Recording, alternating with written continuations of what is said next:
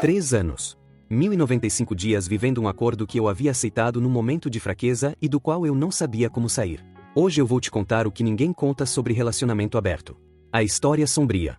A que não aparece nos podcasts de casais modernos. 3 anos compartilhando minha esposa, a história sombria de um relacionamento aberto. Era uma segunda-feira à noite quando ela sentou na beira da cama e disse: "Eu quero que a gente tente algo diferente." Eu estava lendo. Baixei o livro. Diferente como? Relacionamento aberto, ela disse. Liberdade para explorar. Sem possessividade. Sem aquelas correntes invisíveis que a gente coloca um no outro quando faz uma promessa de exclusividade. Correntes invisíveis. Ela havia preparado o vocabulário. "Você está me pedindo ou me informando?" eu perguntei. Ela me olhou. "Estou propondo." "E se eu disser não?" Silêncio. "Então a gente vai precisar ter uma conversa mais difícil," ela disse. Eu entendi o que estava nas entrelinhas. Concordar ou perder o casamento. Eu disse sim. E esse sim foi o começo de 3 anos que eu não sabia que iam me custar tudo que eu havia construído de dentro. O primeiro mês foi o mais estranho. As regras foram estabelecidas com uma precisão que me disse que ela havia pesquisado antes de propor. Transparência. Proteção sempre. Sem pessoas do nosso círculo. Sem envolvimento emocional profundo. E a regra central que ela repetiu 2 vezes com ênfase. A gente sempre vem primeiro. Eu me agarrei a essa regra como se fosse uma boia. Nas primeiras semanas eu tentei minha parte. Fiz perfil. Conversei com pessoas. Fui a encontros que terminavam em nada porque eu não estava presente de verdade. Ela, por outro lado, estava presente. Completamente. Começou a sair com uma frequência que foi aumentando gradualmente. Quartas, sextas, fins de semana às vezes. Chegava com uma energia que eu reconhecia como prazer genuíno e que não havia sido direcionada a mim há algum tempo. Eu sorria. Perguntava se havia sido bom. Ia pro banheiro quando a conversa acabava. Esse foi o padrão do primeiro mês. Nos 2 anos e 11 meses seguintes, o padrão foi piorando. O que ninguém te conta sobre relacionamento aberto é o seguinte: o problema não é o primeiro encontro. O problema é o 15º. É quando você percebe que as saídas dela viraram a rotina e a rotina com você virou o intervalo. É quando você começa a calcular, sem querer, quanto tempo faz que ela olhou para você da forma que ela olha para outras pessoas quando chega em casa depois de estar com elas. É quando a regra "a gente sempre vem primeiro" começa a soar diferente no 5º mês. No 8º. No 12º. Porque a gente sempre vem primeiro em teoria. Na prática, você vai notando que primeiro vai sendo redefinido até se tornar algo que você não reconhece mais. 3 meses depois do acordo, numa quarta-feira, ela chegou mais tarde do que havia dito. 2 horas mais tarde. Eu estava acordado no sofá. Ela entrou, me viu acordado, e disse: "Você não precisava me esperar." E eu percebi que ela havia dito isso com naturalidade. Sem culpa. Como quem está estabelecendo uma expectativa nova sem perceber que está estabelecendo. "Você não precisava me esperar." Como se esperar a esposa chegar em casa fosse um excesso de mim e não uma coisa normal de 2 adultos que vivem juntos. Eu não disse nada. Mas guardei. O 6º mês foi quando a primeira regra importante foi quebrada. A regra do nosso círculo. Ela me contou porque as regras diziam transparência. Me contou como quem está reportando um fato e espera que o outro processe e siga em frente. "Foi uma vez," ela disse. "E já acabou. Só quis ser honesta." Alguém do nosso círculo. Um nome que eu conhecia. Alguém que havia estado na nossa mesa de jantar. A regra dizia 100 pessoas do nosso círculo. Eu disse: "Eu sei. E foi um erro. Mas aconteceu e eu estou sendo honesta." A honestidade não desfaz o erro. Eu sei. Mas é o que eu posso oferecer. Eu fiquei em silêncio por um longo tempo. "Tudo bem," eu disse. 2 palavras que não eram verdadeiras, mas que eu disse de qualquer jeito porque eu não sabia o que mais dizer dentro de um acordo que eu havia aceitado e que agora tinha regras sendo quebradas e eu não tinha nem certeza de qual era o procedimento correto quando isso acontecia. Você não negocia o acordo quando uma regra é quebrada? Você termina? Você perdoa e segue em frente? Ninguém havia me dado o manual. Então eu disse tudo bem e fui dormir. O 9º mês foi quando eu fui ao médico pela primeira vez relacionado ao acordo. Não por nada físico. Por insônia. 3 semanas sem dormir mais de 4 horas por noite. Acordava às 2, às 3, às 4 da manhã com aquela vigília involuntária de quem tem um barulho dentro da cabeça que não para. O médico perguntou se havia algo me preocupando. Eu disse que estava com muito trabalho. Ele receitou algo para ajudar a dormir. Eu peguei. Não usei. Porque eu havia percebido que o problema não era insônia. Era que eu havia deixado de querer dormir. Porque dormir significava acordar no dia seguinte e continuar. E continuar havia se tornado a coisa mais pesada da minha vida. No 12º mês, exatamente 1 ano depois do acordo, ela me perguntou: "Como você está com tudo isso?" Era uma noite de domingo. A gente estava na varanda. Vinho aberto, aquela luz de fim de tarde que faz tudo parecer mais suave do que é. Estou bem, eu disse. Ela me olhou. De verdade? De verdade, eu disse. Era mentira. Mas eu havia praticado aquela mentira por um ano inteiro e ela havia se tornado fluente. Saía sem esforço. Chegava com a entonação certa, com o olhar certo, com o sorriso pequeno que completava o quadro. Ela sentiu satisfeita. Eu acho que a gente cresceu muito com isso, ela disse. Acho que sim, eu disse. Bebemos o vinho. Olhamos para o fim de tarde. E eu fui para a cama aquela noite me perguntando quando havia me tornado tão bom em esconder o que estava sentindo. O 15º mês foi quando eu conheci a Sandra. Não num aplicativo. Num evento de trabalho. Sandra, que tinha 40 anos, dividia o tempo entre o trabalho e um jardim que ela cultivava com uma dedicação que ela descrevia com aquela paixão de quem encontrou o que faz sentido. A gente foi tomar café depois do evento. 2 horas de conversa. No final ela disse: "Você tem uma energia muito específica de alguém que está carregando alguma coisa pesada e sorri por cima." Eu fiquei em silêncio. "Você me lembra meu irmão", ela disse. Ele também carregava assim. "O que aconteceu com ele?" eu perguntei. "Um dia ele parou", ela disse. "Pousou o peso. Demorou, mas ele pousou." Eu pensei nessa conversa por semanas. A Sandra não virou um caso. Virou uma amizade. O tipo de amizade que acontece quando 2 pessoas se reconhecem de algum jeito específico sem precisar de mais do que isso. A gente se encontrava uma vez por semana para café. Eu contava. Ela ouvia. Às vezes ela contava. Eu ouvia. Numa tarde do 18º mês eu contei tudo sobre o acordo. Desde a segunda-feira da cama até aquele café. Ela ouviu sem interromper. Quando eu terminei, ficou em silêncio por um momento. "Por que você continua?" ela perguntou. "Porque eu a amo", eu disse. "Você a ama ou você ama a ideia de quem ela era antes do acordo?" Eu fiquei em silêncio. "Tem diferença?" eu perguntei. "Tem toda a diferença", ela disse. "Uma te prende ao presente. A outra te prende ao passado." Essa pergunta ficou comigo por meses. O 20º mês foi quando a segunda regra importante foi quebrada. Envolvimento emocional profundo. Ela não me contou. Eu descobri. Não de forma dramática. Através de uma conversa que eu ouvi sem querer, daquelas que você começa a ouvir antes de perceber que está ouvindo e que quando você percebe já não tem como desouvir. Ela estava no escritório. A porta aberta. A voz baixa, mas não baixa o suficiente. "Eu sinto falta de você quando você vai embora", ela disse pro telefone. Pausa. "Não é simples assim. Tem a questão do casamento." Pausa. "Eu sei. Eu também." Eu me afastei do corredor. Fui até a cozinha. Sentei. A regra central. A gente sempre vem primeiro. Ela estava sentindo falta de outra pessoa quando ela ia embora. Você não sente falta de alguém quando você é o primeiro. Você sente falta de alguém quando eles são o primeiro. Eu não disse nada naquela noite. Mas algo havia mudado dentro de mim de forma permanente. Era como se aquela conversa que eu havia ouvido através da porta aberta tivesse finalmente nomeado o que eu havia sentido por 20 meses, mas não havia conseguido nomear completamente. O acordo havia me prometido que a gente viria primeiro. A gente não vinha primeiro. Eu não vinha primeiro. E a pergunta que a Sandra havia feito no 18º mês voltou com força total. Você a ama ou ama a ideia de quem ela era antes do acordo? Eu fiquei acordado aquela noite inteira. E pela primeira vez em 20 meses eu não tentei calar o barulho da cabeça. Eu ouvi. 3 dias depois eu fui até a Sandra. Não com decisão tomada. Com a necessidade de falar com alguém que me via de verdade antes de dizer qualquer coisa em casa. Ela me olhou quando eu sentei. "Você está diferente", ela disse. "Ouvi uma coisa", eu disse. Contei o que havia ouvido através da porta. Ela ficou em silêncio por um momento. "O que você vai fazer?" ela perguntou. "Não sei ainda", eu disse. "Mas eu sei que alguma coisa vai ter que mudar. Porque eu não consigo continuar exatamente do jeito que está."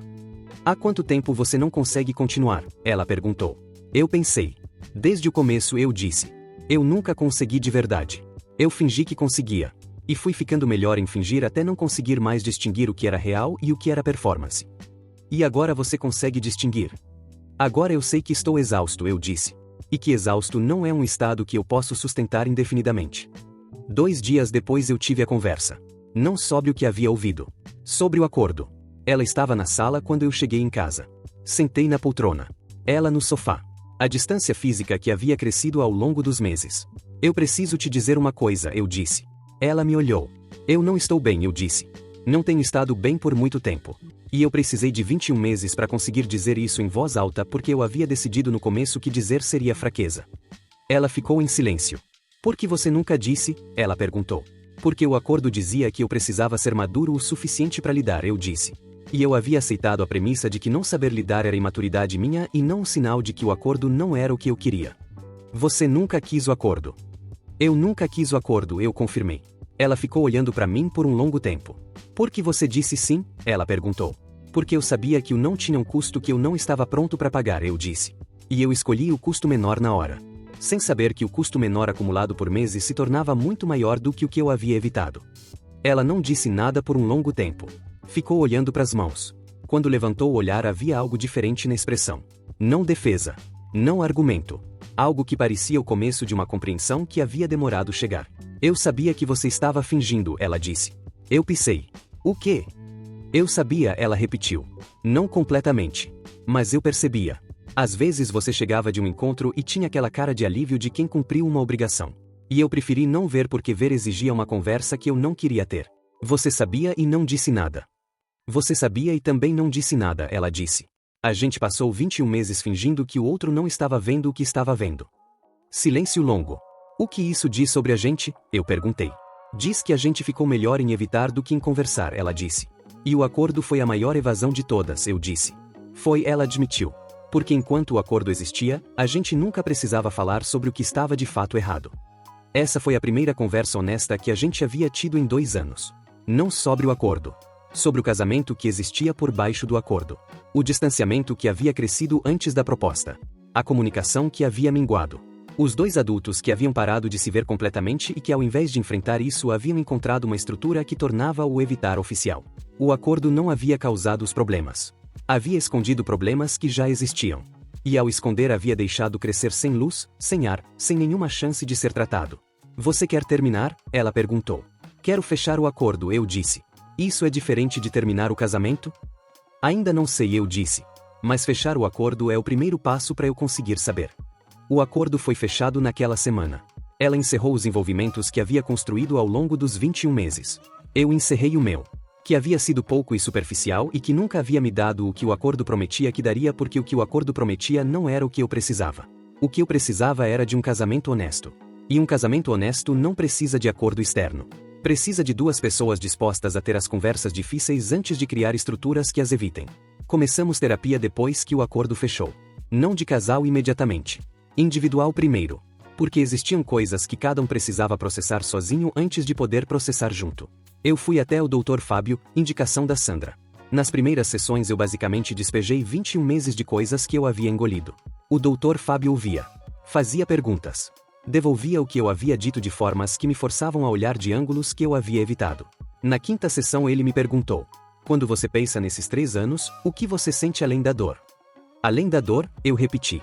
Sempre tem algo além. Pode ser raiva, pode ser alívio, pode ser algo que você não esperava sentir. Eu pensei por um longo tempo. Vergonha, eu disse eventualmente. De quê? De ter fingido por tanto tempo, eu disse. De ter ficado em algo que não queria por medo. De ter chamado de acordo o que era na verdade capitulação. E de ter aceitado a premissa de que meu desconforto era imaturidade minha quando era um sinal legítimo de que o que estava acontecendo não estava certo para mim. Você culpa a si mesmo. Não pelo que ela fez, eu disse. Por ter ficado em silêncio por 21 meses. Qual seria a alternativa? Ter dito a verdade no 10º mês. No 5º. No 1º. E por que você não disse? Porque eu havia aceito a narrativa de que não saber lidar era minha falha, eu disse. E eu não queria ser falho. Então você se tornou exausto em vez de falho. Exausto em vez de falho, eu repeti. E no fim o exausto foi muito mais caro. Terapia de casal começou 2 meses depois. A terapeuta era diferente. Uma mulher com uma paciência que parecia não ter fundo e uma habilidade de nomear as coisas que eu havia deixado sem nome por anos. Na primeira sessão ela perguntou o que cada um esperava. Ela disse que esperava entender o que havia de verdade por baixo do acordo. O que havia levado ela a propor, o que havia levado eu a aceitar, e o que isso dizia sobre o casamento que existia antes. Eu disse que esperava clareza. Sobre o que havia sido real naqueles anos e o que havia sido construído em cima de silêncio e finção. A terapeuta anotou. Vocês 2 estão pedindo o mesmo, ela disse. Honestidade retroativa. Clareza sobre o passado para poder decidir sobre o futuro. É possível ter isso? Eu perguntei. É possível ter aproximação, ela disse. A história completa nunca vai ser completamente acessível. Mas a honestidade sobre o que cada um viveu é possível se os 2 quiserem. Os 2 querem, ela disse. Os 2 querem, eu confirmei. O que a terapia foi revelando ao longo dos meses seguintes foi mais complexo do que qualquer um dos dois havia previsto. A proposta do acordo havia nascido de uma inquietação dela que havia começado antes de mim. Uma história de sempre precisar de mais, de nunca se sentir completamente saciada em nenhum lugar, de buscar em movimento o que ela não conseguia encontrar parada. O casamento havia ativado essa inquietação porque casamento é por natureza estabilidade. E estabilidade havia sido interpretada por ela como estagnação. Mas você poderia ter me dito isso, eu disse numa sessão. Eu não sabia nomear, ela disse. E quando não sabe nomear você age. E a ação que eu escolhi foi o acordo. Em vez da conversa. Em vez da conversa que eu não sabia ter. A minha aceitação havia nascido de outra história. Uma de amor que havia aprendido que ceder é a forma mais alta de cuidado. Que o outro sempre vem primeiro. Que seus próprios limites são negociáveis se o amor for real o suficiente. Você havia sido ensinado que ter limites era egoísmo, a terapeuta disse. Havia, eu confirmei. E que amor sem limite era virtude. Era o que eu havia aprendido. E o que você aprendeu nesses 3 anos sobre isso? Eu pensei. Que amor sem limite não é virtude, eu disse. É ausência de respeito próprio. E que você não consegue amar de verdade alguém quando você não está se respeitando. 6 meses depois do fechamento do acordo. A gente estava num ponto diferente do que havia estado em anos. Não porque estava tudo resolvido. Porque estava sendo trabalhado de verdade pela primeira vez. As conversas que havíamos evitado por anos estavam acontecendo. Com custo, com dificuldade, com sessões de terapia que às vezes terminavam com mais perguntas do que respostas. Mas estavam acontecendo. Numa noite ela me olhou e disse: Eu me arrependo. De propor o acordo, eu perguntei. De ter proposto o acordo sem antes ter tido a coragem de dizer o que eu sentia de verdade, ela disse. Porque o acordo foi uma fuga. E 3 anos de fuga me custaram 3 anos de conversa real que a gente poderia ter tido. E eu me arrependo de ter dito sim, eu disse. Porque eu disse sim por medo e não por escolha. E o sim por medo transformou 3 anos da minha vida em algo que eu estava sobrevivendo ao invés de vivendo. Ficamos em silêncio por um momento. A gente perdeu 3 anos, ela disse. A gente aprendeu caro, eu disse.